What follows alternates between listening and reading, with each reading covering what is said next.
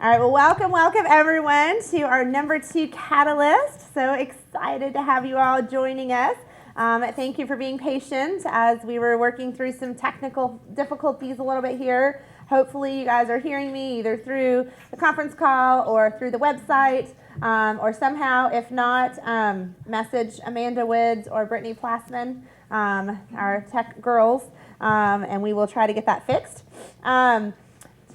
I know you guys enjoyed working on your homework. If you're not finished, you can still keep working on it. If you have finished your homework, make sure you let your director know so that she can get your prize, okay? So, I know you emailed her the answers to all those questions, but make sure you also shoot her an email and say, I completed all the Catalyst 1 homework. And if you're in my unit, you're going to email my assistant, which is rachelsoffice@gmail.com. So just send to rachelsoffice@gmail.com and just put, I completed Catalyst 1 homework, and she'll get the prizes. We'll hand those out at our next unit meeting. So, and if you're not in my unit, then tell your director that so she can get your prize ordered for you. Just to recap a couple things from week 1, we talked about remembering that Mary Kay is 15% skill and what? 85% guts, right? It is guts. Doesn't that make you feel better? No matter how long you've been in Mary Kay, it really doesn't matter how much you know, right? It matters if you're willing just to go for it and just to learn it and figure it out as you go. We talked about the V stands for what? Victory. Victim or victor, right? And that's your thought process of how you're looking. We did the learning about negative thoughts, right? Getting them out of our brain, and you're out of here, baby. How many of y'all tried that some these last 2 weeks? All right, so you got to do it. It's that physical process, that parts of it.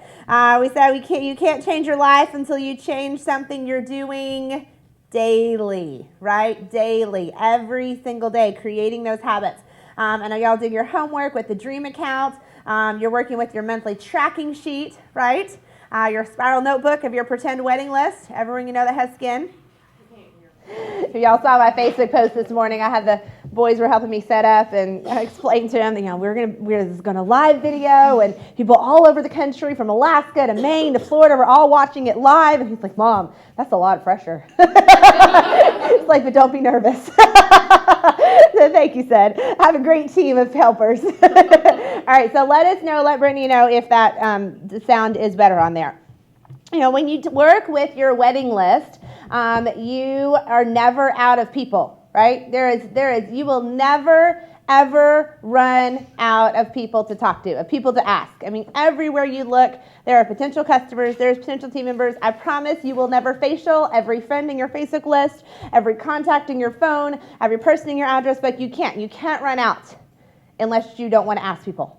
So, you won't run out of those contacts. And so really remembering that and using that spiral notebook that you're just constantly adding to it, putting more names on there. As someone comes to mind, you're adding those to that. A party of 6 people is a potential 1,800 contacts because they all have that list of 150 that they can work with, right? All right, let's talk about events. We learned from National Sales Search recently, she talked about events change people. I've heard people say, well, I'm just going to stay home or I'm going to hold a party on the night of my unit meeting. Well, no, that really doesn't benefit you. Or I'm just going to stay home and work instead of going to that quarterly event or that workshop at the national or seminar. Events have the power to change your life. Now, how many of y'all drive a car, right? You have a car, you drive a car? Okay. Well, what happens in order to make that car go, what does it need? Gas, right? It needs gas, exactly. Now, if you probably fill up your car maybe once a week, maybe every 2 weeks if you're really lucky, but probably about once a week is, I would say, the average for most. If you didn't go get gas in the gas station and you just kept driving your car, what would happen? You would run out of gas and it wouldn't go, right? It wouldn't take you anywhere. And so I want you to think about your weekly success nights with your director like the gas fill up for your car, okay? There's nothing wrong with the car that it won't go, right? Are you going to sit there and be mad at the car because it ran out of gas and it won't drive anywhere? Is that the car's fault? No, you did not give it what it needs to work.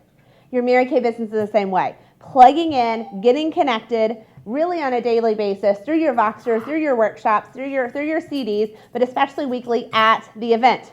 Now, you don't sit at home and expect the gas station to come to you, right? Are you mad because they don't bring gas and deliver it to your door? You have to go to the gas station, right? You have to take action. And that's what makes your car run, and your Mary Kay business is the same way. Now, every few months, you do have to change the oil, right? If you don't change your oil ever, what happens? Your engine, right, exactly. Your engine blows up, basically, okay? And it's a thousands and thousands of dollars bad thing. And so those oil changes I look at as like our quarterly events. You have a quarterly event with your national sales director within your area. We usually have a large event like our fall retreat or career conference or something like that. There's usually something going on every few months. You know, and what happens to oil change is what? They take out all the bad and replace it with all new. And sometimes our brains need that, right? Sometimes you got to flush out all the bad from our brain and get it refilled, okay? And so you have to go to the oil change place, right? And you got to wait while they change your oil. Except when you drive a Cadillac, they give you another free Cadillac to drive and while they're working on yours. But the importance of those, and then probably at least once a year, you should do a tune-up on your car, right? Where they're going to go and check all the fluids and all the stuff. Like, I am not an automotive person, but this was a very good illustration, right? That we all can understand. And that tune-up is called Seminar in Mary Kay. And our seminar is coming up. It's in July. And if you are the least bit serious about your Mary Kay business, then you move heaven and earth and you find a way to get to seminar. Because it is where you get the best of the best trainers, teachers. You get to go meet with the scientists. You get to see the headquarters. You get to work firsthand. And I'm really excited because what we're going to be doing this year at Seminar, our goal as a future Bullock national area is to have 100 attendees. Okay, that's going to break a record for us. So our goal is to have 100 just from our future national area. And registration is going on right now. We do have a special gathering of our future Bullock national area. It's one of my favorite things. You get to wear your sweatpants because you have to dress up for everything else. It officially starts on Sunday, the 27th of July. That's what's called the Day Zero. And you can go see the information on Mary Kay in Touch. It's under the events. You can read the whole detailed schedule. The registration is on there. I encourage you to come in sometime on the day of the 26th. And that way you can kind of get settled in your hotel and everything and then have the day on the 27th to go do all the activities. The night of the 26th, we are going to have a Catalyst Achievers dinner. And so everyone that completes all 4 classes and does all the homework gets to go be treated to a date for dinner with the Bullock directors. You want to be at that. We are going to treat you to dinner. That means we pay, okay? Your director will buy you dinner. I already have a really fun place picked out, but we're going to do that on that Saturday night, the 26th. So you want to make your arrangements so that you can be in time to come to that. And then we'll be sending more information out as well. But really what you need to focus on right now is getting your registration. And the bottom line is that seminar costs you much more if you don't go. If you don't go, right? It costs you a whole lot if you don't change your oil. Like $5,000 to get a new engine, where an oil change is $30. Okay, isn't it worth to do $30 every few months instead of having to go spend $5,000 and get a new engine? Okay, that's the importance of being at the seminar event. Now the registration right now, it's $195. You can go sell 4 miracle sets, 8 microdermabrasions. Your profit from that's going to pay your registration. Okay, you want to get registered. Last year it did sell out, so you do want to get registered. We can work on the rest of those things later. And we talked about this on Tuesday. As you know, how many of us spent a whole lot of money and go to college, right? Lots of us have college degrees. It was a whole lot. It was probably tens of thousands of dollars for any average college degree. Even a 2-year degree at a small technical college is still in the tens of thousands of dollars. That's inexpensive, right? Well, seminar and your Mary Kay events are like your college degree in Mary Kay, except you're not getting a loan for $100,000, okay? But that is your degree. You know, we are independent, but the company puts this on for us and it makes it available to us. And no, it's not required, but I would say to be successful, it is required.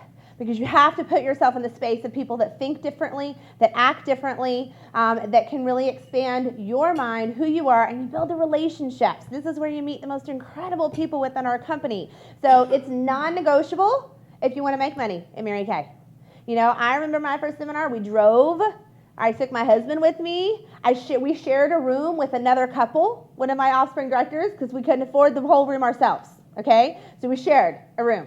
You do whatever it takes, all right? I've been in a seminar before we had 6 of us in the room, and we took turns sleeping on the floor, okay, because that's what made it cheaper. But we knew it was important that we were there, okay? So that's where you go. I haven't missed any seminars except when I was having a baby, and they wouldn't let me go. But being at that seminar is huge. It will be a catalyst for your business launching into the next year. So number 1, register for a seminar, and then work out the rest of the details.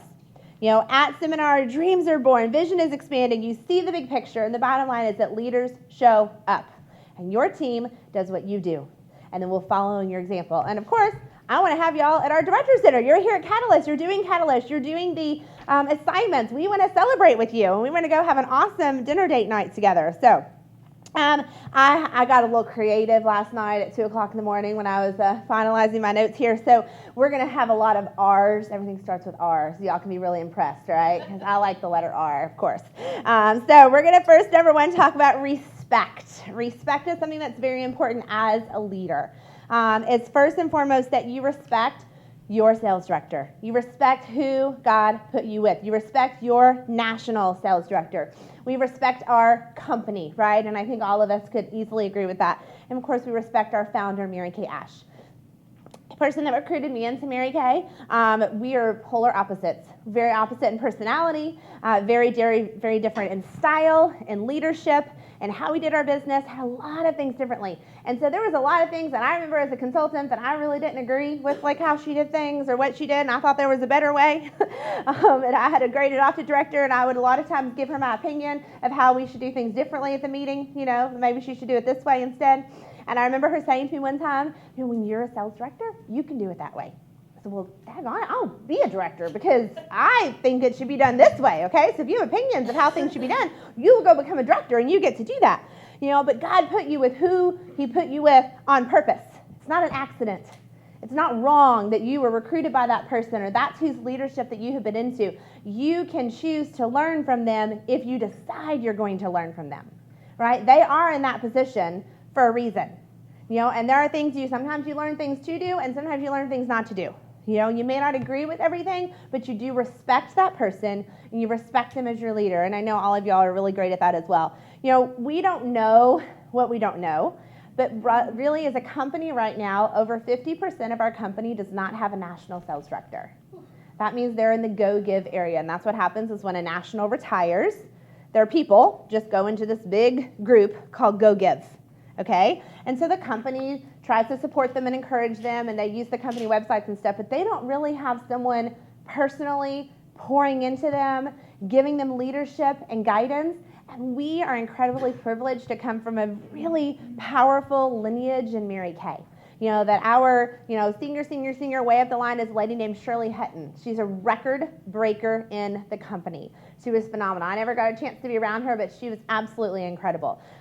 She broke all kinds of records in the company. And then our next line down from her, of course, is Jan Harris, who is the #1 national sales director in the Pearl Seminar, one of the sweetest, most precious, genuine women that has made $8 million in her career, and you would never even know it. She was an Iowa farm girl. You know, but she was a hard worker. You know, this is not something that came easily to her or naturally to her, but she knew this was her opportunity for her family.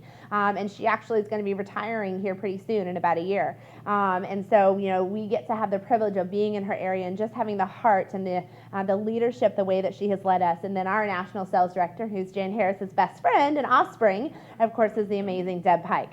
You know, and Deb Pike only has about 5 years left before she retires. And so that's why there's our sense of urgency to become a national sales director, right? And for each of you. So we have to raise up more leaders. But just being grateful for who we have. You know, we are so blessed to get to have the leaders, the mentors that we have direct access to.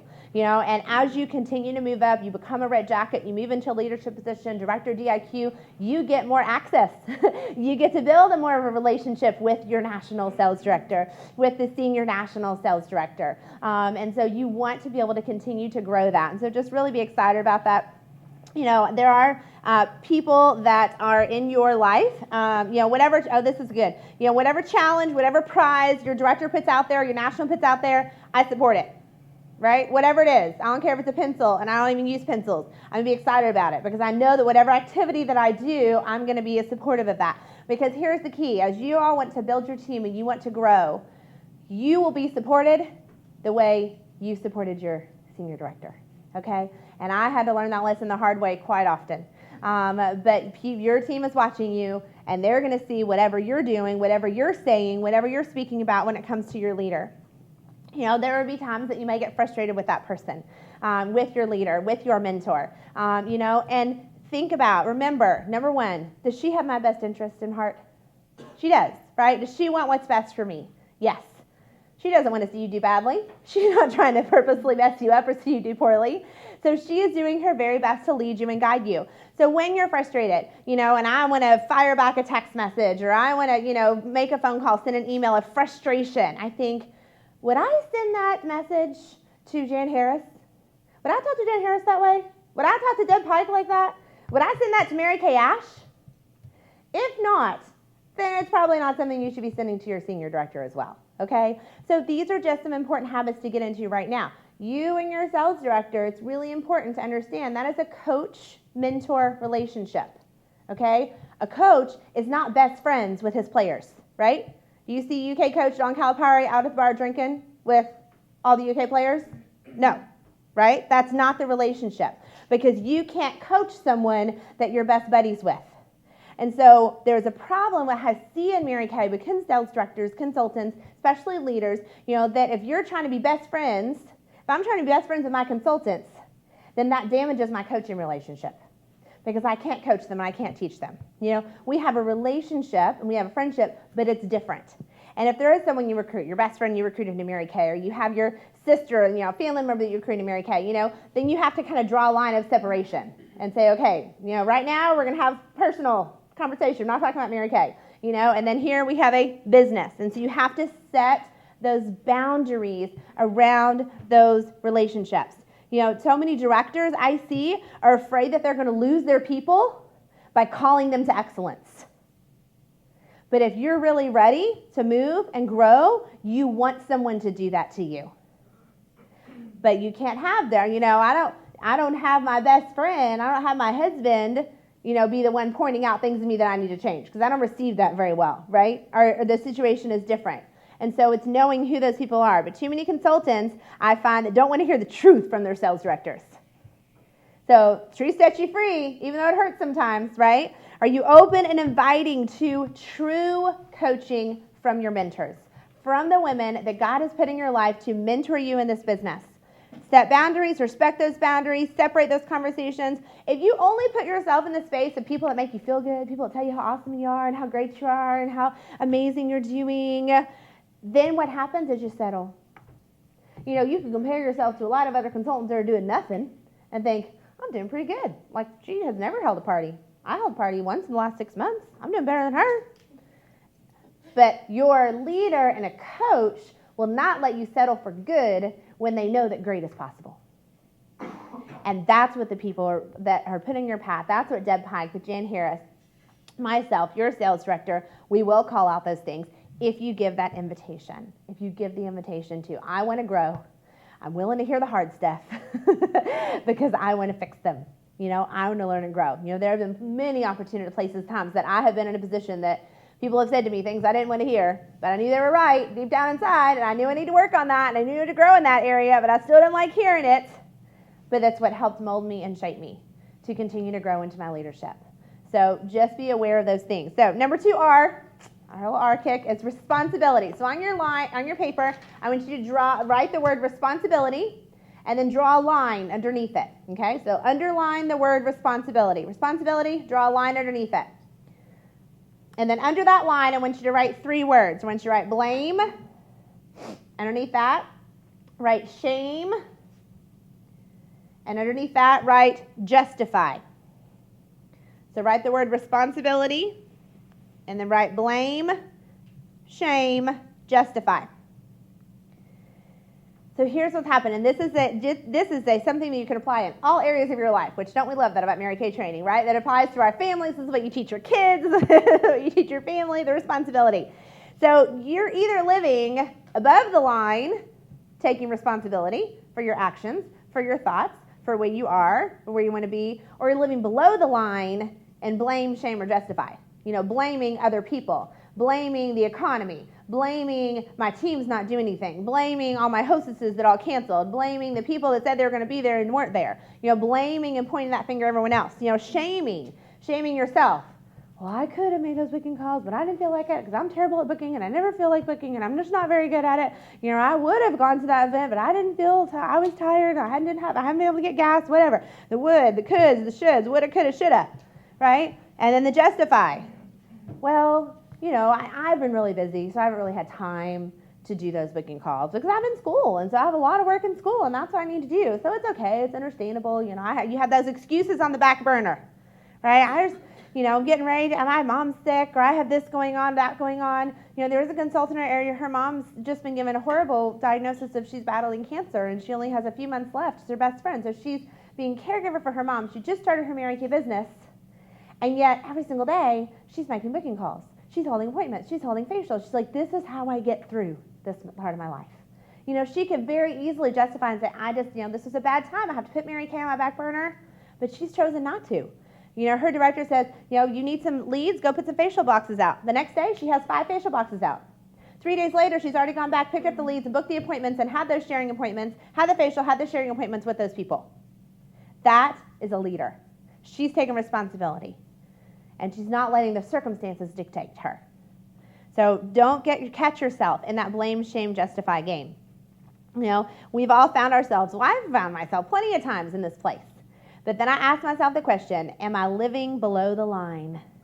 Is that below the line? Kind of like hitting below the belt, right? Is that below the line or above the line?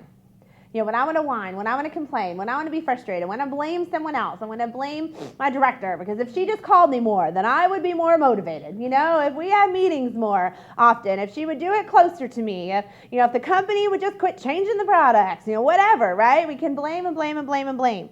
So, but if you choose to take responsibility, then you can do something about it. If you take responsibility, you're able to move forward. If you blame everyone else, then you're in a powerless position. You're in a position of power when you choose to be responsible for your actions, for your choices. Like we said last week, you are where you are by the choices you made, allowed other people to make for you, right? The responsibility of that. I am in this position because of financial choices that I've made, but I can take responsibility to fix them. All right? So take that responsibility. It's not healthy to be stuck in that blame, shame, and justify place. So step above the line, take the responsibility, take power, and you can move forward. Here's our next R. Real numbers. When you have an invitation to accountability, I was listening to a CD by sales director Amy Kemp, and she talked about how she just started working with a trainer, and she said, just the fact that I had to write down everything I was eating, and he was going to look at it every week, made me eat better. Just the fact that I was accountable to someone for my daily actions, my daily activity, made me be better.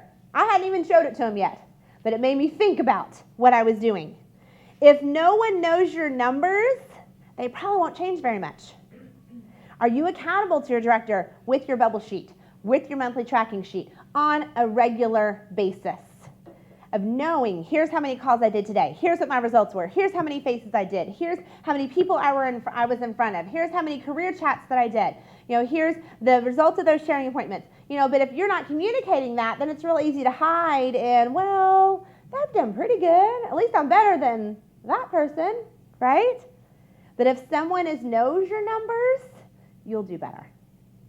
And so if you're ready to really grow, you're ready to really move forward and create a catalyst in your business that's going to create catalyst in your life, then you have someone that you ask to be accountable to. You invite that accountability into your life. I can't go to someone and say, do you want me to hold you accountable? Because then that's my agenda. Someone has to come to me and say, I really want to grow. I really want to do this. Will you hold me accountable? And we figure out what that looks like. We figure out what that looks like, whether it's a Vox or whether it's a text, whatever, Facebook, twice a week, 3 times a week, whatever. But if you have to be accountable to someone, then you can't hide in what you think you're doing, And you also talked about our perception that if you tend to have a low self-esteem, and I hope this was excellent, if you tend to have a lower self-esteem, you always tend to perceive yourself as doing worse than you really are. If you have a high self-esteem, then you always tend to perceive yourself as doing better than you really are. You know, I was blessed that I've had a high self-esteem. I remember as a new sales director sitting down with Deb Hike and Jen Harris, I remember saying this to them, and the look on their face is hysterical. Yeah, I was probably, 20 or 21. And I was like, I just don't understand people that have low self-esteem. Like, I just don't get that. And then, you know, of course I've grown up a little bit and learned. But I remember both of them going, well, how do I handle that? You know, but that's kind of, I was not a real great leader in the beginning. I'm still learning and growing. But knowing that our perception is always either worse or better, you know, and so I am. You know, I just went through a boot camp with Linda Tupin where we had to turn in our numbers and our tracking, you know, and I had this feeling that I was doing really good, so I had to actually count how many faces, parties, sharing appointments that I had personally done my personal business. Like, ooh, that's really not as good as I thought it was, all right? I could be doing a whole lot more than that. I've been really busy, but maybe not in the activities that I should have been as busy in, okay? And so inviting that accountability is going to help you grow. The worse your numbers are, the more you avoid them. But we know they track number grows, right? Track numbers grows. So who are you accountable? Completing your weekly accomplishment sheets through the week, your monthly tracking sheet every single day, that you're adding things to that monthly tracking sheet. You know, she shared about a top sales director in the company that she said, you know, what she did for herself is, and I'm thinking, oh, I don't know, I might do this. If I really want to grow, then I'll do this. But she said that, you know, she knew her family was dependent on her Mary Kay income. It was their support. So she had her list of like, I have to make this many booking calls, this many coaching calls, this many with consultants. She had like 10 things on her list every single day of calls she had to make. And she had to go fill in those things. And then every night she had to take it to her husband and have him sign it. Because she said, I have to be accountable to him because I have to have someone that's going to hold me accountable for this activity. Top sales director, making a six-figure income that still chose to put herself in a place of accountability. You know, great accountability is to your kids. And some of y'all have heard me say this. You know, my kids learned this early on. You know, you want someone to hold you accountable. You set a goal. Say, okay, I'm going to do my mental bath, or I'm going to do a booking every single day for 30 straight days. And you put a calendar on the fridge, and you have your kids, whether it's your kids, whether it's maybe a niece or a nephew, someone that's special to you. And you say, okay, every night you're going to text me, or you're going to ask me, or when I'm checking in bed, you're going to say, you know, did you get your booking today? And when I do, we get to put a sticker on the calendar, you know, and when we have 30 stickers in a row, then we get to go wherever, you know, Toys R Us, or we get to go do something fun. And so you go tuck your kid in bed, and they're like, Mommy, did you get your booking today? You're like, I don't really feel like making phone calls today. And they know if you don't do it, we got to start over. Are you going to look your child in the eye, or a child that's very important to you, and say, no, I was kind of lazy today. I didn't feel like it, so we're just going to start over. Put someone that holds you accountable. You know, whether it's yourself, whether it's someone else, whether, you know, that you have to have that someone that's going to really be accountable. You know, the kids, you know, got like $1 every time I go out and do Mary Kay appointments, and, you know, in their little Mary Kay money jar, and, you know, they got to make a goal poster of what they wanted to buy, and, you know, at the end of 2 weeks, then they got to go spend their money at the dollar store. I mean, you know, depending on the ages of your kids and where they're at, you know, they get to understand that. You know, but my family knows what this is, what this means, what our business is. You know, they're an active part of that business, and they have been from the very beginning. But find someone to be accountable to, okay? So that you have someone that because we let ourselves up off the hook way too easily, don't we? Way too easily. We can think, oh, well, yeah, it was a really bad day today. I did make 20 calls, and no one answered. So are you going to make that 21 until someone does answer and you get that booking? If you do, you have that accountability. You know, she said, I'm not any more motivated than someone else. She said, I'm not more motivated, more disciplined. We look at these people that are being very successful and think, oh my gosh, she just is so much more motivated than I am. She's just so much more disciplined than I am. No. She has put herself in a place of someone to hold her accountable so that she will be more motivated and disciplined. See, the accountability leads to self-motivation and self-discipline. So it's not that you or her are any different. It's just who you've surrounded yourself with, and have you put yourself in the position to have that accountability. So are you open to accepting the invitation of accountability? For example, you know, if you say, okay, I want to be a red jacket, right? I hear that, you know, a lot of consultants, I want to be a red jacket. That sounds like fun. Well, what's it really take to be a red jacket? To be a red jacket, if you have 0 team members right now, that's 3 team members, the first significant level of leadership on the career path, then you need 15 live, face-to-face, if possible, one-on-one career chats or sharing appointments. You do that with 15 people. The odds are very good. You're going to have 3 new team members, and you're going to be a red jacket. So the question is, do you want to be a red jacket, or are you willing to do the work that it takes to be a red jacket? Because there's a big chasm in between those two things. There's a lot of people that want to be a millionaire, right? But they're going to buy a lottery ticket instead of going and working harder, okay? Because they want the easier way. So ask yourself those questions. If you want to be a DIQ on June 1st, and you have 3 team members right now, you need how many more? 7, right? Because you need 10.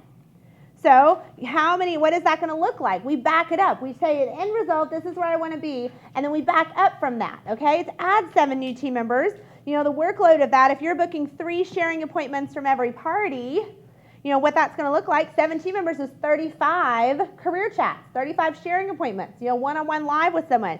If you book 3 from each party, then that's 12 parties. So are you willing to hold 12 parties between now and June 1st to reach your goal? See, that's what happens is we wake up on the 1st of the month and say, okay, this is what I'm going to do this month. And then we go to sleep and we wake up and it's the 30th and we're mad and frustrated why it didn't happen. But we forgot to do the plan in between those 30 days. So it's deciding this is where I want to be at the end of the month, and I work backwards from it. Right now, there is a very special opportunity that will not come again. Opportunities have a lifespan, right? They have a lifespan. They're not open for a lifetime. They have a beginning and ending. And the window of opportunity right now to be a sales director, and you can earn a brick with your name on it that goes in the permanent, it's going to be one of the wonders of the world, I'm sure, is the pink wall of leaders that's going to be built permanently outside Mary Kay's headquarters, which you'll see when you go to Dallas, Texas. They're going to have it all marked off of where the wall is going to be, so they're going to have a big picture of it and you visualize it. But when you become the sales director, what's the deadline for that? September 1st. September 1st. So that means at the very latest, you have to be in DIQ by August 1st, right? And be a 1-month normal. Give yourself a little more time to be a DIQ July 1st or June 1st, because you have 1 to 4 months to complete that qualification. Now, directorship and leadership positions not your goal. That's completely fine. You figure out what that non-negotiable is. But if you ever had an inkling that I think I might want to be a sales director, I think I might want to do that, this is the window of time to do it, because you get a brick with your name on it that you can forever take your grandchildren and great-grandchildren to see that brick on your name on the wall, which is pretty cool, right? I mean, that's a big deal that you can be able to do that, be a part of it. So this is the time. So are you just saying that you want the next level, or are you really, really willing to do what it takes? I mentioned I don't know where I said this. We talked, I think, this week. Oh, it was at the meeting on Tuesday. I talked about that there are a whole lot of daughters of national sales directors who are incredibly successful in this business.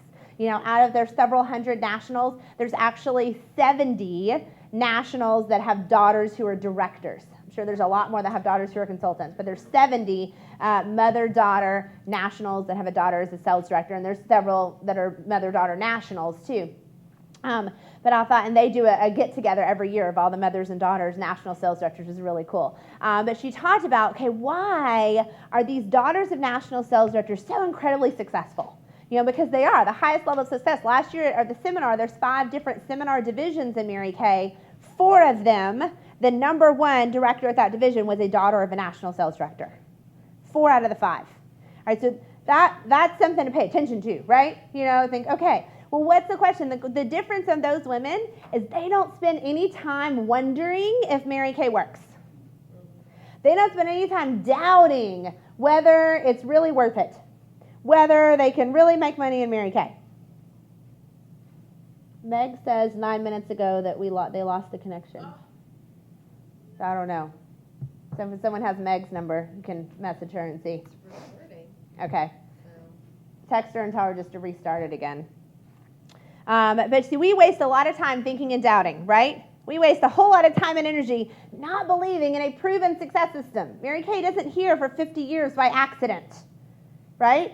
It's not established by accident. We waste so much time on disbelief. This company works for everyone who's willing to do the work. It doesn't matter their background. It doesn't matter their age. It doesn't matter their experience. It doesn't matter their degree. It matters if they're willing to show up and do the work. Mary Kay is a proven success system. If you do the faces, and you do the career chats, and you follow up, you will move up the career path and you will make money. Right? I can't say to the hundreds of Mary Kay millionaires, well, there's no money in Mary Kay. Right? Who opens the Applause? Do you open the Applause magazine and see that tens, 100 of women with making $10,000, $20,000, $30,000 a year and go, well, there's just no money in Mary Kay. No, right? Or sometimes you look at that and think, well, that's good for them, but there's no way I could get there. You know, the difference, I remember Deb Pike telling this story.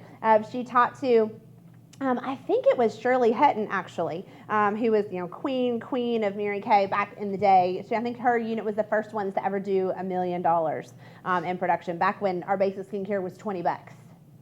Okay, and we had like 20 items in our total line to do $1 million in production. Then it was crazy. And she said when she remembers, Deb Pike said she remembers being a new sales director, and she went up to Shirley Hutton and was just like nervous and scared and timid and thought, oh, if I could ever be just anywhere close to that successful, and she asked her, she said, how can I get to where you are? I want to be where you are. And Shirley was a tough cookie, and she turned to her and she said, when your book of rejection is as big as mine, you'll be here. Whoa. Right? You get more yeses when you get a whole lot more no's.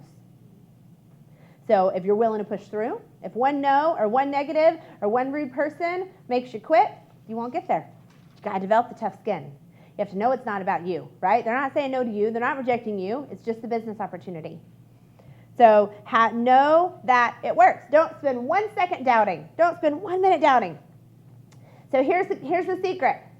No one who has done this plan has not gone on target for their car. Would you be excited to get a free car, right? A free car makes a big difference. It makes a difference to your family. That's a significant amount of money over the course of many years. That's a college education for your kids. If you're not paying a car payment, you're not having to pay insurance on it, or hardly any, you're not paying all the taxes and tags on it, that is tens of thousands of dollars that it has saved our family over the years. So here's the secret. This is the proven success. I have never, ever, ever had a consultant that did this that wasn't on target for their car. I remember my recruiter, Karen Wilson, who brought me in, she said, they told me if I did this plan, I would earn a free car. She's like, I didn't believe them. She was the skeptical type. That was kind of just her personality. She's like, I thought they were wrong. So I was going to prove them wrong. So I went and I did it. And dang it, I earned a car. Was she mad that she was wrong? No, right? So here's what it is. This is your proven success. If you want to earn a car, this is what it takes. It takes 4 consecutive months. 4 in a row. That means 4 in a row. That doesn't mean 2 and then skip 1 and then do 2, or do 1 and off and 1 and off and 1 and off. It is 4 in a row, consecutive months. You can start right now in the month of May. May, June, July, August. 4 months. You do 30 faces, product on 30 faces. Not the back of the hands, but 30 actual faces. Parties preferably. At parties, so 30 faces, 10 career chats, sharing appointments. Face-to-face, one-on-one, not in a group, just talking about how great Mary Kay is, but sitting down, belly button to belly button, toe-to-toe, talking with her about the business opportunity. And you add a new team member. If you do 10, you're going to add at least 1 new team member. Okay, so 30 faces, 10 career chats, 1 new team member, and 1,000 wholesale ordered. Because you should be selling $2,000. If you've seen 30 faces, you are ordering 1,000 wholesale. But you do 4 consecutive months of that, I triple dog dare you, because you'll be on target for your car. But it's all about tracking it. Someone says, I want to earn a car. I say, how many faces did you do last month? They say 7. They're not going to be getting a car anytime soon, right? So you figure out what that looks like for you. If a car is not your goal, what is your goal? And you can back that number down to what you are committed to doing. But the workload works when you don't doubt. And when you do those numbers with a positive expectation.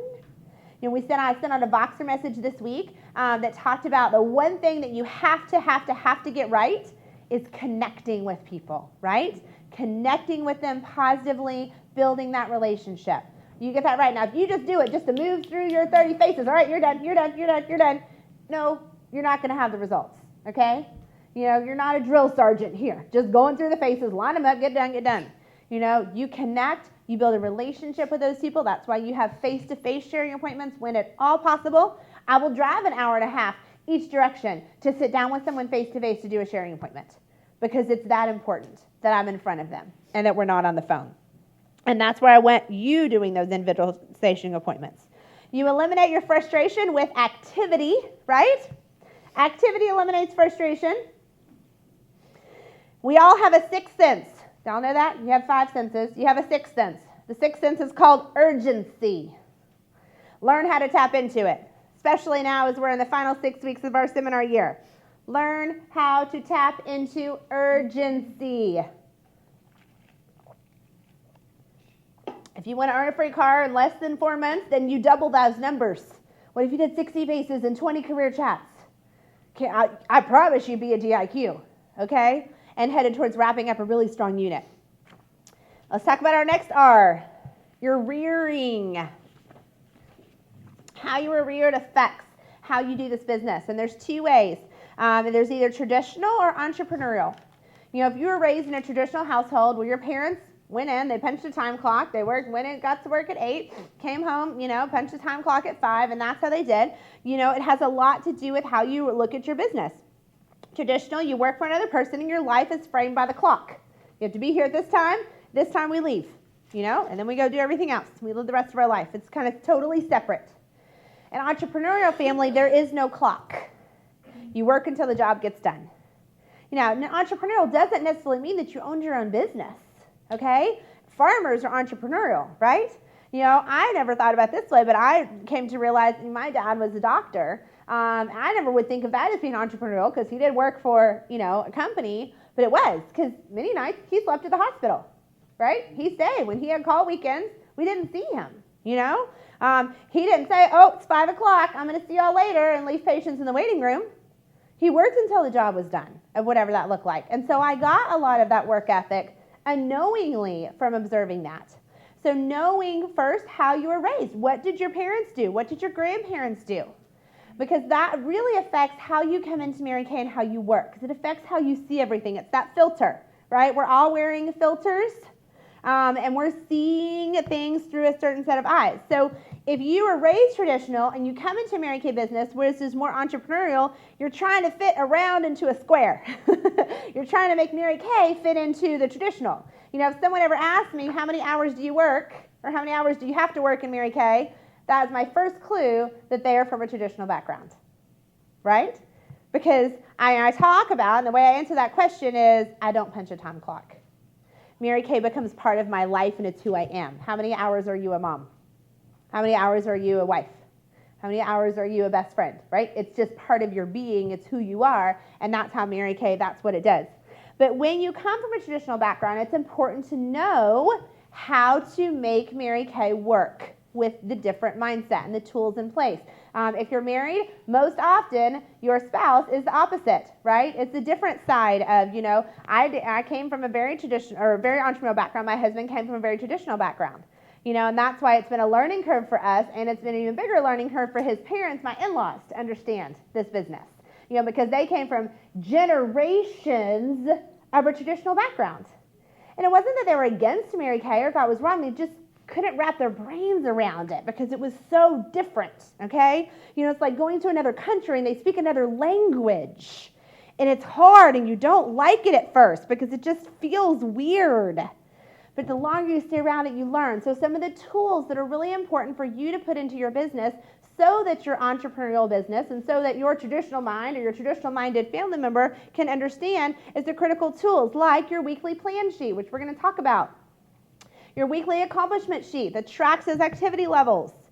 Your recruiting layering sheet, right? That you're showing my layering with those people. Your 6 most important things list from the master to-do list, okay? If you work another job, someone else gives you a list to do, right? You have a job description. This is what you do. When you work for yourself, you have to give yourself that list.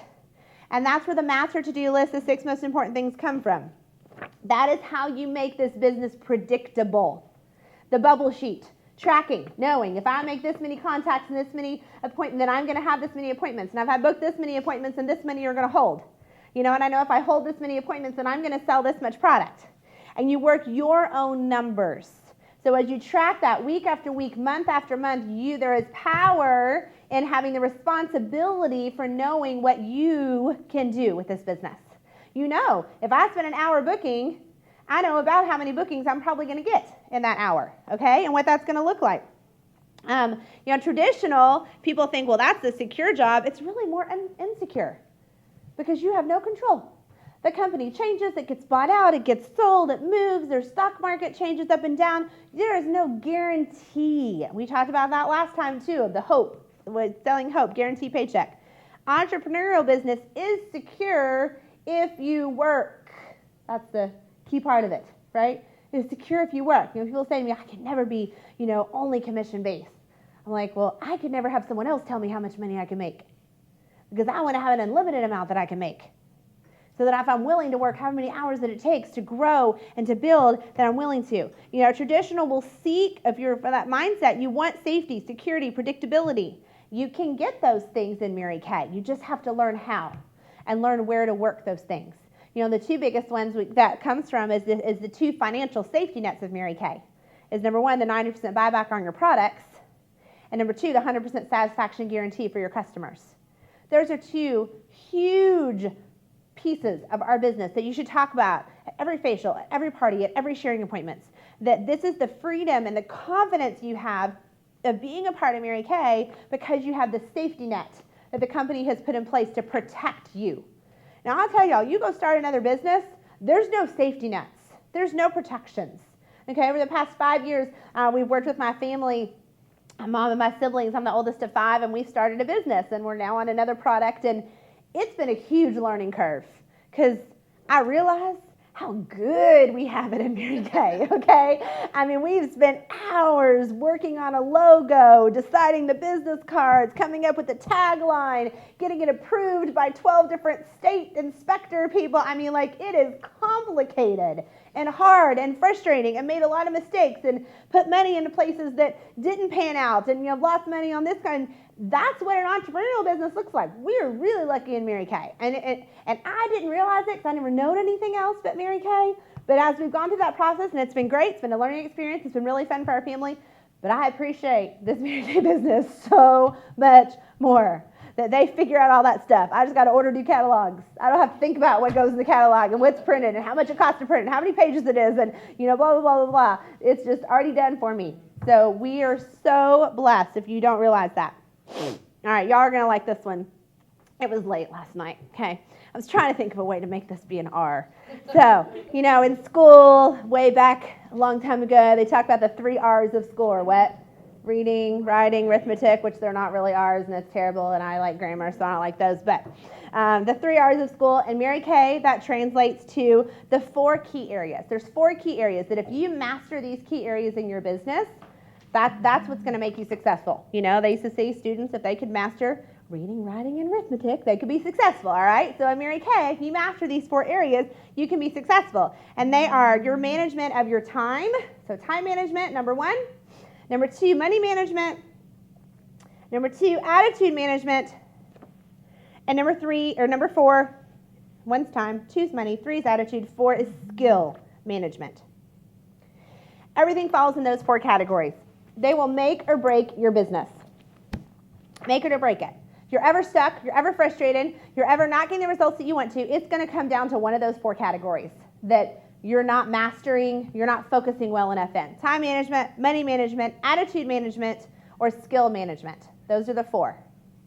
So if you ever think about these areas that I need to grow, this is where I need to get better, we can probably all look at that list. Now, skill management is things like booking, coaching, closing a skincare class. Those are your basic skills needed for this business, okay? Knowing the products, things like that.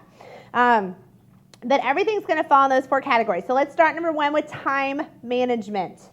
And you all have a weekly plan sheet. So Jennifer's going to pass those out. And I apologize, y'all. I forgot to post these in the Facebook group. So I will post them afterwards. But this is your weekly plan sheet. I totally forgot to do that this morning. But this is your weekly plan sheet. Some of you may have seen it on Mary Kay's website. Looks like this. Here's like a souped up version of it, that one of my girlfriends made, Melissa Mays, because it has the mental bath. We've been doing our mental bath, right? So it has the mental bath at the bottom of it. But if you don't know what your ideal day looks like, you'll never have one. And if you don't know what your ideal week looks like, you'll never have one. Y'all might have to share. I don't know that I made enough copies, so I'll post it. So if you could share with a friend, that'd be great. Y'all can pass one down here, an extra one. But this is your weekly plan sheet. So part of your homework is going to be to sit down and figure out to plan ahead. Now, just like you cannot drive a car safely only looking in the rearview mirror, right? Can't drive a car only looking in the rearview mirror. You have to look at the windshield to know what's ahead. So you sit down ahead of time and figure out your week, and you color code it.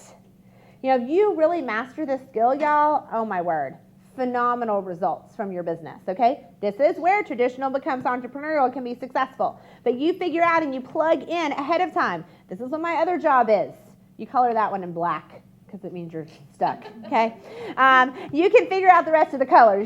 Blue is your family time because there would be blue without you. And, yellow is church time and God made the sun. And, what I'd like to do is green is income producing activity time, right? So which we're going to get to next. So green is holding an appointment, holding a sharing appointment, doing a facial, doing a party. Those are green things. And then pink supports green. So pink is your phone calls, your time on the computer, things like that, because the pink. Now really your phone time could be green because a lot of times you're calling customers and things too, so you can categorize that as green. Pink is like your paperwork and, training, things like that. But you're going to figure this out ahead of time, okay? I don't call the doctor and they say, well, any day next week, when would you like to come in? I'm not really excited to go see that doctor if they have the whole week open, right? What they say to me is, well, do you want, what day of the week would you like? And I say, well, I need a Tuesday. Okay. We have Tuesday at 6 o'clock or Tuesday at 4 o'clock. Those are your options. They give you your choices. When you call and book any appointment anywhere, they give you the options. Like I can't tell the doctor, say, well, I want to come at 9 o'clock at night on Monday. Are they going to come all open the office just for me? No, they're going to say, no, we're closed then. You have to come during these hours, right? So you decide what your hours are. What are your Mary Kay hours that you're going to work your business? When are you going to hold appointments? So that when you're talking to your customers, you're making your booking calls, you're saying, okay, do you want weeknight or weekend? If you work the weekends, if you choose not to work the weekends, then you don't say that. Then you say, okay, beginning of the week or end of the week. Daytime or evening. Before 5, after 5 kind of thing, Okay, I have Thursday at 3 o'clock or I have Friday at 4 o'clock. Which is better for you? You give them the two options. You don't ever let someone else dictate what your schedule is. You drive yourself crazy. This is your business. You are the boss. You decide when you're working. All right? You also have to figure out for your family, if you have little ones, I learned I can't be gone 3 straight nights. Okay? I need to be there a night. And even if I'm maybe in my office making phone calls for an hour or two, but as long as I'm just there, if I'm gone, the whole evening for 3 straight nights, and my husband has to do all the dinner and all the kids and all the running back and forth to practice and all those kind of things, it's just not real fun. So I learned those things so I can adjust my schedule to that. Okay? There's people, if it's tiring for you to hold a party 3 days in a row, then you alternate those. Now, there's some people that I love. I'm not one of those. I like to work from, 7 in the morning till, 11 o'clock at night and do all my parties and facials back to back to back to back. Like, that's kind of exhausting to me. So I'd rather kind of separate them a little bit, have some family time, and then I go hold an appointment, and then I go have dinner with my husband, and then I go out and do a party, you kind of separate those. So you figure out what your personality style is and what you like. But you plug this in ahead of time. So your family knows when you're working. If you work another job, they know when you're working, right? You treat your business like a business, then your family treats it like a business, and your friends treat it like a business. They won't be calling you up, hey, let's go out and go shopping. No, I'm working. They're like, no, you're not. Yeah, I am. It says here on the calendar, I am working. So thank you. I won't step on my thing. Thank you. Don't let me trip and fall. So you pre-plan your weekly plan sheet. First, you make an ideal week. Like if everything went perfectly, it will never happen, but everything did go perfectly, what would that look like? When would I make my calls? When would I cook dinner? When would I wake up? When would I exercise? When would I have time with my family? When would I hold appointments? Like you make, and that's part of your homework assignments, to make your perfect ideal week, and then start the habit of at the beginning of each week pre-planning. And then you just take your highlighter and you color in your green times. And then your goal is to fill those green times with names and phone numbers, okay? You can also do this on an app on your phone, the Google Calendar or something like that. You can color code them to follow along. With that weekly plan sheet's very powerful for you. And then down here at the bottom, it has your Mary Kay bath checking, which I really like, or you'll be able to check that off. She added exercise and vitamins and water. Those are good things too, okay? So you can check those off. And then at the very bottom of here, this gets into the attitude side that we'll cover as well, is your positive affirmations. So we're going to come back to those colored positive affirmations in just a second. Now, I really like, everyone write down on your paper 168. That is how many hours a week that you have, 168. And then y'all have a little half sheet of paper that looks like this, a time study.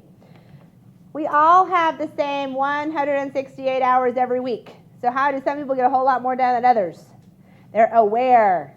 They pre-plan, okay? That 168 hours. They set a timer for themselves.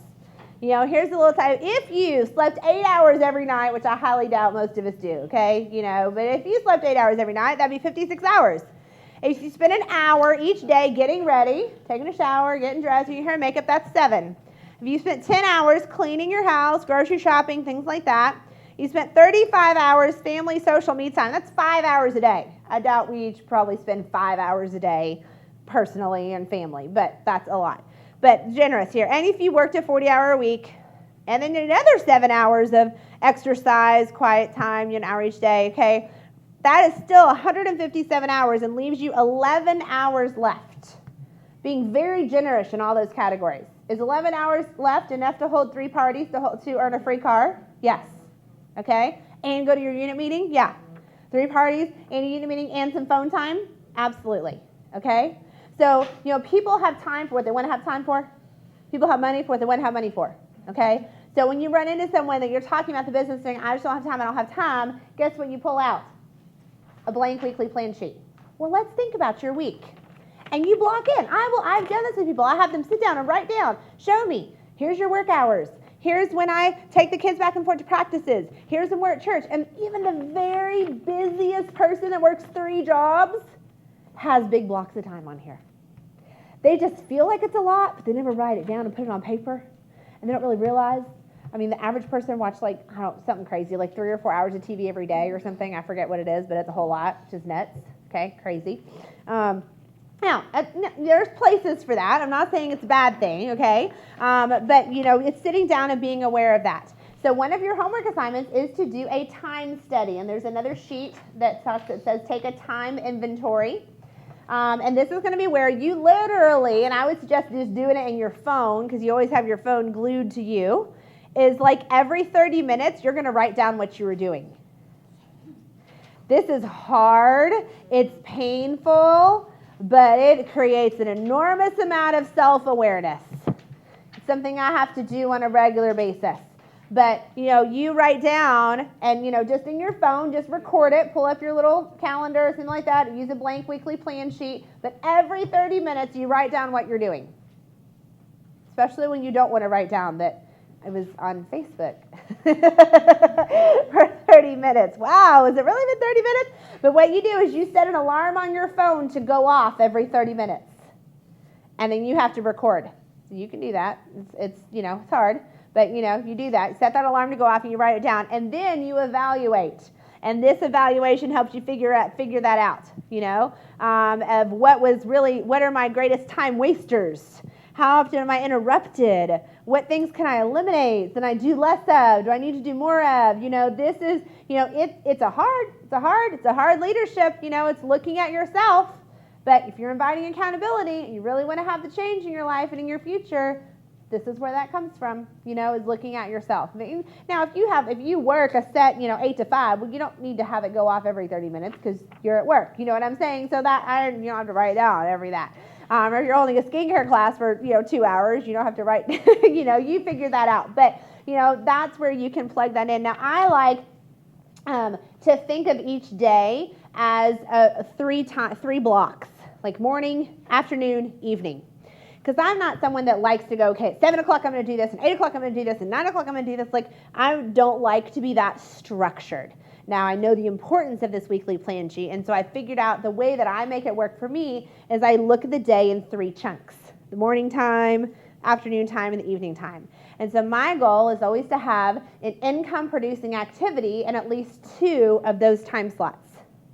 Okay, so, if I hung out with the kids in the morning and we did, fun stuff and everything, then I got to do some booking calls in the afternoon and do my party that night. Okay, or if I know I'm going to be gone that night, then I might do some office work in the morning and, make some calls, and then the afternoon we go to the park, and then I go back and put on my Mary Kay hat to work that night. So you can kind of set it aside. If that makes sense in your brain, then you can do it that way. That's just another option you can have for how you organize your day. So your homework's time study, your blocks of time, 168 hours a week, what are you doing with it? We're going to find out what you're doing with it, right? You're going to find out what you're doing with it. I just had to do this for Linda Tubin's boot camp, and it was not pretty. But it really taught me a lot, okay? So number 2 is your attitude management, right? Because we did time management. Number 2 is your attitude management. Oh, let me go back to your IPA sheet. I forgot to do that because we talked about IPA. So here's your little square. Income-producing activities. If you've ever had a basket of laundry, like clean laundry, like in my house, it's always the clean laundry that sits there because no one wants to fold it and put it away. So it's this basket of laundry, and every day you walk up and go, oh my gosh, I've got to put that laundry away. I need to fold that laundry, I need to fold it away. And the next day you're like, oh my word, the basket of laundry is still there. I've got to do that. I've got to do that. The next day, oh my word, I can't believe that laundry is there. Why has no one put away that laundry? Why has no one done that? I've got to get to that laundry. Guess what? By day 5, I'm exhausted from thinking about the laundry, but the basket is still there because I've never done anything with it. So one of the things that we are guilty of in Mary Kay, a lot of us, is thinking about who I need to call, and thinking about who I need to book, and thinking about ordering my product, and thinking about this, but not actually doing it. So the secret to that is called IPAs, Income Producing Activities. And these were come up with a national sales director, Bette Vernon, many, many years ago. I kind of took steps. There's been a lot of different versions of it over the years in Mary Kay, and late last night, I kind of took all my favorite versions and made my own version. So this is Rachel's version of income-producing activities, okay? So this is what you're going to clip in your date book, and you're going to track yourself on it, all right? So this is what I look at as income-producing activities, and you track it by the week. A party, a sharing appointment, a new team member, make little hash marks next to those things. A guest at a meeting, a follow-up conversation with a prospect that you sent to the video or website, CD, 2 facials, count as 1 income-producing activity, or 2 on-the-go appointments, visiting with a customer update, 2 bookings, counts as 1 income-producing activity, 2 new skincare sets sold, counts as 1, 2 brand new customers with any size purchase, that's exciting, counts as 1, 3 conversations, a call, a text, a private Facebook message, for an attempt of a booking or a sale or a team building, okay? So not just that you sent one out, but that you actually went back and forth with someone, okay? So 3 conversations, whether it resulted in a booking or not, but you kind of went back and forth with that person. 3 of those counts as 1. 7 new contacts gained. You got their name and number, whether it was a warm chat or referral at a party. When you hold a party, you play the Desert Island game, and you walk out with, 70 referrals. Woo! That's 10 IPAs, all right? That is a good deal. Pre-profile 5 guests for an upcoming party, a coaching conversation with a hostess, or your reorders 1 per $100. So you're going to track your income-producing activities. Just like we're tracking our faces, we're tracking our appointments, and what we actually did. All right, this separates the thinkers from the doers in these IPAs. 5 a week, you're a part-time consultant. Perfectly fine place to be. 10 per week, you're headed towards your red jacket. 15 per week, you're headed towards the car. 20 per week, you're headed towards the sales director leadership position, okay? I would probably make those numbers even higher. I've aimed on the low side there, but probably even more than that. You want to do more than the minimums, right? And the power with this is consistency. Consistency. You can't do 20 and then do 5 and then do 15 and then do 5 and then do 20 and then 5 and go, why am I not a sales director? Well, because you do 20 every week, okay? Consistency is your best friend if you choose to make it your best friend. So there's your IPAs. You'll start turning those in to your director and tracking those IPAs. So if you ever know, what is your 6 most important things list each day? This right here. Anything on here goes on your 6 most important things list, right? If you're ever going, just like Jamie said, she likes a checklist. Here's a checklist. What should I be doing with my Mary Kay time? Right here. If you plan on your plan sheet, okay, this is Mary Kay time. What should I be doing? Find an IPA to do, okay? And your green time, you need those IPAs. So let's skip on. Number 2 is attitude. Your attitude management, how you manage your attitude. The mental bath we talked about, right? Your positive affirmations. You got to have a Mary Kay Pink toolbox that you go to whenever you need to get yourself, fix that brain. Those books, those CDs, those songs. Here's where the colored affirmations come in. And part of your homework is going to be make yourself your own little postcards with these colored affirmations. This is how you make affirmations a part of your life. And I learned this many years ago from Lita Tupin. And so the red, whenever you see the color red, y'all repeat after me. I'm a people magnet. I'm a people magnet. Everyone wants to work with me. Everyone wants to work with me. So anytime you're in life, anywhere, driving your car, wherever, and you see the color red, you're going to say that out loud. You're going to say it out loud. It's an awareness. So it's learning these things. So every time you see the color red, you're going to say that out loud, not just in your head, out loud. Out loud so much more powerful. The green one says, I create wealth for my family. I create wealth for my family. You drive around, you'll see a lot of grass and a lot of trees, right? So we're going to say that a whole bunch. I create wealth for my family. I create wealth for my family. I create wealth for my family. I create wealth for my family. You say that a whole bunch of times, guess what? It happens, okay? Third one is yellow. Only good things happen to me and those I love. Only good things happen to me and those I love. That just make you feel better. If you just got bad news, you're like, only good things happen to me and those I love. It doesn't matter what the doctor diagnosis just was. It doesn't matter what just happened. Only good things. Only good things happen to me and those I love. And that's what you think about. And then, of course, number 4 is the blue, which the sky is always blue. So look at the sky a lot, right? Every single day. And it's, I can do all things through Christ who strengthens me. I can do all things through Christ who strengthens me. If you just made these 4 affirmations a part of your every single day awareness, it's amazing the effect that it will have on you emotionally, mentally, through your business. And so part of your assignment is to work with these affirmations to make your own little cards. You can go buy colored index cards if you want to, or get some pretty markers and in those colors, and I want you to post these colored affirmations in their color around, in your car, in your house, wherever you are, so that they just become part of your brain. I mean, I learned this probably 10 or 15 years ago, and I could still quote it because I did it so many times.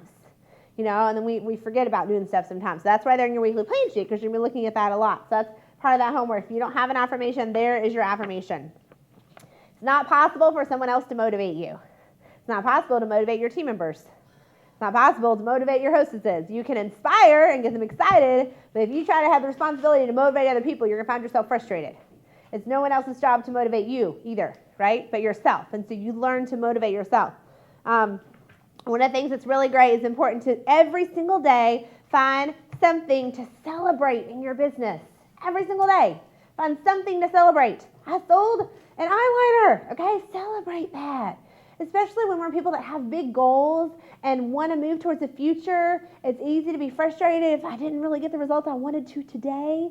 But celebrate. If you look for something, you will find for something. So find something that you can celebrate positively every single day in your business. I was listening to a speaker that talked about, she said, whatever you start your day and end your day with is what has the greatest effect on your brain. The scientists have studied this to the nth degree. But especially what you put in your brain the first 45 minutes of the day and the last 45 minutes of the day. First 45 minutes of the day dictates what kind of day you're going to have. And the last 45 minutes of the day dictates how well you'll sleep. And how well you sleep helps indicate what kind of day you have the next day, right? The quality of your sleep. And so, scientists they suggest that at least an hour before bed that you don't have any screen time. No phone, no TV, no screen time. Because it's something about the way it messes with your eyes, and it helps you don't get as deep enough sleep, so your body doesn't do as well. And that's hard for us, because most of us go to bed with the phone in our hand and wake up with the phone in our hand, okay? And the first thing you check when you wake up in the morning is going through a Facebook scroll, and you see someone write something bad or negative or even, something sad, it affects the whole rest of your day. So it takes discipline. Like I had to plug my phone in, not in my bedroom. Like I don't charge it in the bedroom. I charge it downstairs in the office so that I can't look at it first thing in the morning or right before I go to bed at night. Separating it, putting it aside. So it's that self-discipline, picking up as soon as you wake up in the morning, your Bible, your inspirational book, your devotional, spending your time in that in the morning. and you're tying, the book as you go to bed at night. I read a book, so I like to read before I go to bed, but not an ebook because that's a screen. So finding an actual book that you can read through at night. And then this is part of your homework also, is to put a little spiral notebook by your bedside table, and it's called the Finishing Five. I named it that. And it's you ask yourself these 5 questions, and then you write down the answers, okay? So these 5 questions, and part of your homework is to do this for at least 5 days out of the next 2 weeks. Number 1, what am I most grateful for today? What am I most grateful for today? Number 2, what am I most proud of for today? Or from today. What am I most proud of from today? And you'll get these on your homework, so you don't have to get them all exactly. What am I most grateful for? What am I most proud of? Number 3, what was my greatest accomplishment? I mean, sometimes the greatest accomplishment is that the kids were dressed or that you were dressed, right? And look presentable. I mean, it's okay, but find something, that is the greatest accomplishment. That you didn't burn dinner. That's an accomplishment for me. All right, that actually cooked dinner. Number 4, who did I make a positive difference for today? Who did I make a positive difference for today? And number 5, what am I most excited about for tomorrow? What am I most excited about for tomorrow? So those are your 5 questions, and it's really good. I mean, you make this a habit, you all, you sleep really well, and you're excited for that next day. So it's looking inwards and looking outwards. But again, so often we lay in bed and we think of all the stuff that didn't happen and that didn't get done and that I left undone and I should have called her and I should have done that and I didn't get to do this. What if we instead focus on what we did get done, right? What we did accomplish, because you accomplished something. You living and breathing and not killing anyone, sometimes it's an accomplishment, okay, for the day. So, you be positive in that. And then, of course, our number 3 area is the money management, right? The money management side of it. Working that 60-40 split of knowing that for every $1,000 that you sell in Mary Kay, 600 of it goes back into your business, 400 of it is your net profit. So if you sell $1,000, you're going to have 500 that you restock with, because you always reorder 50% of everything that you sell, at least. If you don't have a full store, then you're going to reorder more, okay? But if you have a full store, you're going to restock at least 50%. That's where we went through the pink plan last time.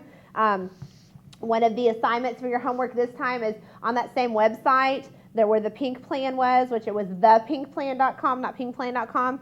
That's run by Ascend Financials, is the company that does that.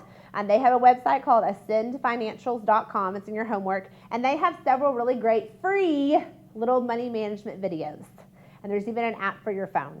If money management is something that is a difficult area for you, then this is a great accountability or a system that you can put in place. And so part of your assignment is to at least go watch a couple of their videos, because they will teach you in depth how to do that 60-40 split and how to manage your Mary Kay money and how to really make that work. One of the things that I've done, I learned this early on, way before we had all the internet things, and is I just take your sales ticket. You have different copies. One copy goes to your customer, one copy you keep for your files, and then there's always an extra copy in there. And I had the extra copy, and I just put it in a little envelope that says reorder, so that I know everything that I sold that week that I need to restock on my shelf. So make it, if they order online, just print an extra copy of the sales ticket, online, and put it in that little envelope. And so when you sit down and place your order at the end of the week or every 2 weeks, end of the month, here's a stack of everything that went off your shelf. Even better is go create that order on Mary Kay in Touch and save it, and then go back and restock it. All right? And then if you go and you say, okay, here's what I sold, and you create your order, and if you don't have the money to place that order, then we're not doing that 60-40 split right. Because if you sold the product, you should have the money to pay for that order. So that's a good checkpoint for yourself. You only use your debit card after your first inventory order. After that, you use use it first time for a debit card, or first time credit card or loan, and then after that, you're using your debit card because you're using your 50%. Okay, 50%. Unless you in place that you decide I need more inventory, I'm going to bump up my store. There's going to be times that you'll make that decision. Most consultants, when they do their taxes well and keep good records and use a Mary Kay tax accountant, will get a big enough difference in their tax refund that it pays off the rest of whatever inventory loan that they had. Okay? So, almost always, I don't think I can think of a time that didn't happen, but you'll make enough additional tax refund back that it pays off the rest of your inventory loan, so it's totally paid for. And then number 4 area, the skills. We don't have to spend a lot of time on that because you're going to learn that as you go, right? That's in your skincare classes, that's in your holding appointments, that's in your coming to your events and the trainings and the workshops and the CDs and the online classes. I mean, you learn your skills everywhere. Your skills are continuously learned, continuously honed at events, at your CDs, at those appointments. All right, the last thing last R we're going to do, I'll save this part for next time, is realign. And this was so cool. This was a video that I just got yesterday from another top director, and I'll post it in the Facebook group, and I'll put it out on Voxer too. But I love learning the science behind stuff.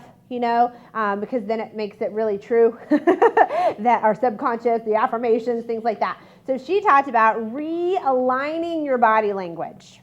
And they've done all these studies on nonverbal behavior and on body language. And of course, she's a scientist and physicist and Harvard degree and everything. And she's saying, we know that we make judgments about people just by their body language, right? Just by looking at them, and people make a 30-second decision whether they like you or not, whether they want to work with you. That's where we talk about the image is so important in Mary Kay. Our professional image really strong. But, we make decisions whether we hire someone or not, whether we would want to have that person as a customer or not, whether you're going to date someone or not. You make that decision pretty quickly, okay? That body language. So what we haven't really studied, and that's what they're studying, is, we're influenced by other people's body language, but we are influenced by our own body language and by our own nonverbal behavior.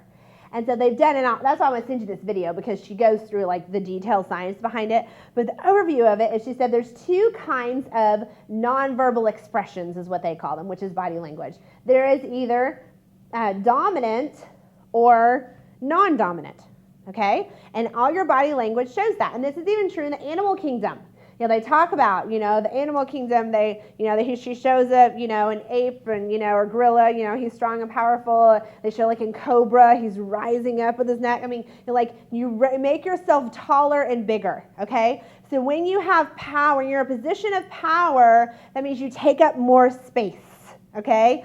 You can be sitting or standing, but it's open body language. When you feel powerless, you make yourself smaller. When you think about even when you were in a classroom, there were some people that raised their hand like this with a question, and there's some people that raised their hand like this and they had a question, okay? So what she talks about, and they did all these studies of people, and it's amazing. And they even talked about, if you look at any person that runs a race and they're the winner, what do? Right? A gymnast, a runner, whatever they do. They even said that they did the study with blind people. Blind people have never seen someone run a race and go like this. But yet, if a blind person wins a race, they do this. It's an internal thing. It is a position of power. And so what they've talked about is finding that we can make ourselves feel more powerful by our body language. And so anytime that we're going into a situation where we might be a little bit nervous or scared, teaching a skincare class, going to do a sharing appointment, something like that, if you spend 2 minutes in a position of power, you will be more powerful in that event. Now, it's pretty cool that literally, when she talked about it, so before a job interview, you go stand in front of the mirror like this for 2 minutes. It affects how you feel. You feel better about yourself. Like it or not, you can't help but feel more powerful.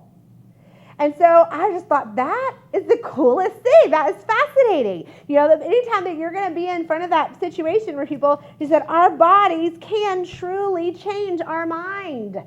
They did say people watch videos and they couldn't hear at all what someone was saying, but just by their body language, they made judgments of who was more powerful or less powerful. It didn't matter a single thing what they said at their skincare class. It was their body language of confidence that makes people want to work with you or not. And so it's having that self-awareness of it. It was so cool. And she's saying, we talk about faking it till you make it. She said, but you take that one step further. You don't just fake it till you make it. You fake it till you become it. That if you put yourself in a position of power, a position of confidence long enough and often enough, you will become that confident powerful individual reaping success. So it's having that awareness of it. And again, there's all the scientific behind it, but you just talked about the tiny tweaks, tiny tweaks lead to your big changes. So anytime, 2 minutes before you have any situation that could be stressful, or especially when you're being observed by other people, like you are at a party, you got to put yourself in a position of power, and that's part of your homework. All right? So let's look at our homework, because I know we ran a little bit over, because we started a little bit later. So there's your homework for today. Is week 2. You know, some of those are the carryovers from last week. Some of the things to keep continuing to do from last week with your contact list, your master to-do list, your BAF, your 6 most important things list. Your 4 colored affirmations are added to it. So we talked about posting those 4 color, make little index cards or something, post them in a special place that you're working on saying them out loud. Number 5, do a time study. Have that time study where you write down and report to your director and to me what you learned. Now, you don't have to send us your time study, but just tell us the lessons that you learned from it. Maybe some of those questions that are on that time inventory sheet. Number 6, you're working on your bubble sheet, your monthly tracking sheet. You're continuing with those things. Number 7, track your IPAs daily and report results to your director at least several times a week. Okay? So you're checking in with, if you want the accountability, you invite that accountability, and you track yourself on that. Watch some of the training videos at ascendfinancials.com and set up your own 60/40 money management system. You know, whether it's an online system, whether it's an Excel spreadsheet, whether it's your checkbook register, whatever that is for you, but have a system for it so that you're tracking that. Number 9, this is what I'll close out with, is our rubber band. And so I'll tell you all what that means in a minute. Number 10, the finishing 5 questions. Number 11, your ideal weekly plan sheet, and work with that. Create your ideal, and then at least one of the weeks pre-plan your weekly plan sheet. Number 12, register for seminar is what I really wanted to put. But that is, being at your events. And then number 13 is watching this video that I'll post on the body language that I think was really cool. And then try to practice the power pose for at least 2 minutes before every Mary Kay appointment. For every Mary Kay appointment, practice that power pose. And then your extra credit is to continue reading Warrior Magnificent book, my National Sales Director, and that can be your wild card. When you complete those, you get your awesome, fun, shimmery, gold, sparkly Mary Kay calculator to add up all your success on. And so that's your week 2 assignment. So here's everyone gets a rubber band, and y'all have heard me say this probably a bunch of times, but this is your assignment. You got to wear your rubber band, and we have our thoughts come from 2 areas. They either come from our memory or our imagination. So y'all repeat after me, even y'all that are watching. My reality is not my vision. It's not my vision. Thank goodness, right? Okay, my reality is not my vision. So you have to paint your vision with your eyes first, and then the body will follow it. And you have to see the victory. You have to see the goal. You have to see the accomplishment. You have to see yourself as you want to be. People probably spend more time thinking about what they don't want than what they do want. And then they end up with what they don't want. Okay? So here's your rubber band as you get to snap yourself when you have that negative thought or you have something from your memory. I expect you all to have a bruise on your wrist, all right, by the next time I see you, if you really have done this. Because it is, psychologically, we are more strongly move away from pain than we will moving towards pleasure. Okay, which you would think like you would be more excited to move towards pleasure, but people are more, in our brain, it will work harder to get away from pain than it will to move towards something that feels good. So guess what? You associate pain with negative thoughts. You fix your brain from doing that, and you find yourself doubting, wondering, I don't know if it's really going to work. I tried to do that before. I tried to make those booking calls. I tried that script and it didn't happen. I just don't have time. I'm just always going to be in debt. I'm just always going to be in a bad place. I'm never going to find people that want to work this business like me. Blah, blah, blah, blah. Those are all your snaps, right? And so you have to literally, you're going to snap yourself. It hurts. It better hurt, okay? Better hurt. But good things come from that. Memory is sameness. People resist their imagination because it's unknown. When you're a child and you're a baby and you're around any little kid, what are they really good at? Their imagination, right? I mean, they're going to be the queen of the world. They're going to do whatever. They're going to be a president. They're going to do anything that sounds, completely unfathomable, right? That's where kids can write these great stories. My son was reading me this story that he wrote on the way here. It's awesome. It was so fun. It's, it's this fantasy world that he lives in and loves to write those stories. And I love that because it's this imagination, using their imagination. So we got to get back to using our imagination to imagine where we want to be, what we want to be doing. Memory is sameness, it's frustration. And your memory are disappointments, our failures, our frustrations, our previous successes. And they make you feel trapped because nothing is brand new. And your imagination, everything is brand new. And everything is possible in your imagination. So learning to take every thought captive, like the Bible says, is it positive or negative? There is no thoughts that are neutral. They're either positive or negative, okay? From the weather to how I look in the mirror to what that person's going to think of me to whatever that is. It's always a positive or negative. And so learning to retrain that brain with your rubber band, snap away the negativity, right?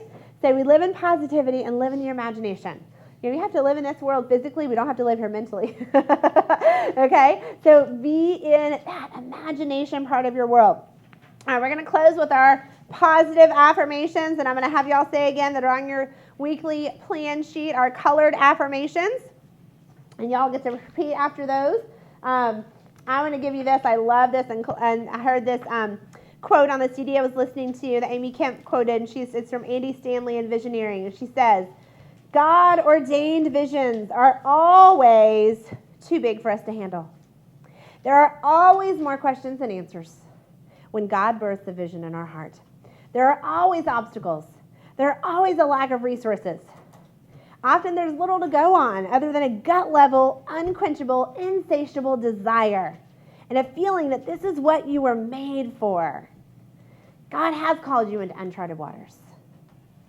It doesn't mean it's going to be easy. I've listened to Stephen Furtick's podcast, and he talked about that, doubt and dreams go hand in hand, right? Success and failure go hand in hand. You cannot have success without a whole lot of failures. And you can keep failing. You will get to be successful if you learn from those failures, right? So knowing they're sisters, they go together. Those obstacles, the fear and doubt, go right along with the dream and the vision. They go together. So here's our affirmations. So I encourage you to fearlessly and relentlessly pursue the unique vision that God has for you. Number 1, I'm a people magnet. I'm a people magnet. Everyone wants to work with me. Everyone wants to work with me. I create wealth for my family. I create wealth for my family. That's the green one. The other one's red, right? And then here's yellow. Only good things happen to me and those I love. Only good things happen to me and those I love. And then blue, I can do all things through Christ who strengthens me. I can do all things through Christ who strengthens me. So I'm excited for y'all to have a powerful, productive, full of IPAs last couple weeks of the month as we close down the seminar year, and everyone's going to be excited for our Catalyst event at seminar as well. So if y'all have any other questions, feel free to ask me. You can post stuff in the Facebook group too.